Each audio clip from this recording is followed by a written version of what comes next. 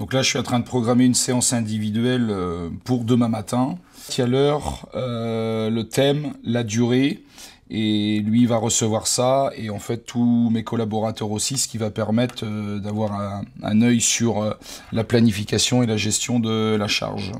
Je réserve en même temps l'infrastructure, je valide, et tout le monde a reçu l'information pour demain matin.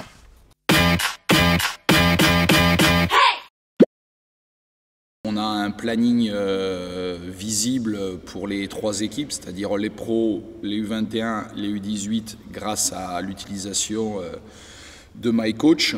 Donc ça nous permet déjà de voir où sont positionnés les entraînements de l'équipe professionnelle. Derrière, nous on positionne les entraînements des espoirs en fonction, c'est-à-dire on essaye voilà, d'avoir des rassemblements au même moment. Donc comme ça, quand les garçons sont appelés, soit en début de semaine, ça peut être aussi au dernier moment, on est tout de suite réactif, le centre de formation. Ils vont faire un entraînement pro, mais ils vont s'entraîner que la première partie. Donc tout ça est à noter dans cette application pour savoir en fait le temps réel de travail. Par exemple, ils partent en Coupe d'Europe, il faut partir le mardi, revenir le jeudi sans avoir fait d'entraînement. On met en place des séances pour qu'ils puissent s'entraîner lors des déplacements pour garder une certaine charge de travail pour ne pas se désentraîner.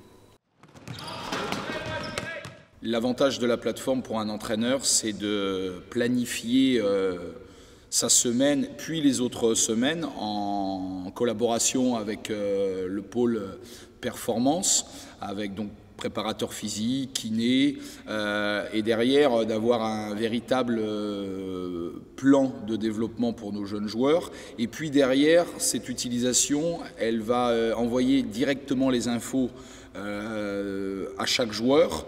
Donc ça évite d'avoir énormément de groupes où toutes les informations se mélangent. Il faut communiquer, garder ses positions. On peut optimiser la prévention de blessures puisqu'il y a 2 cas pour nous très importants. Alors déjà, il y a le sous-entraînement. Et puis après, par rapport aux entraînements qui sont planifiés, chaque semaine, on voit si un garçon a trop d'entraînement, s'il a trop de musculation, s'il a eu beaucoup trop de matchs.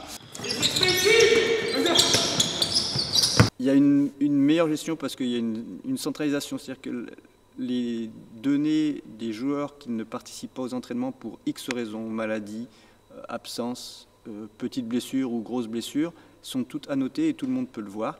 Donc on sait exactement combien de jours les joueurs peuvent être absents ou pas absents.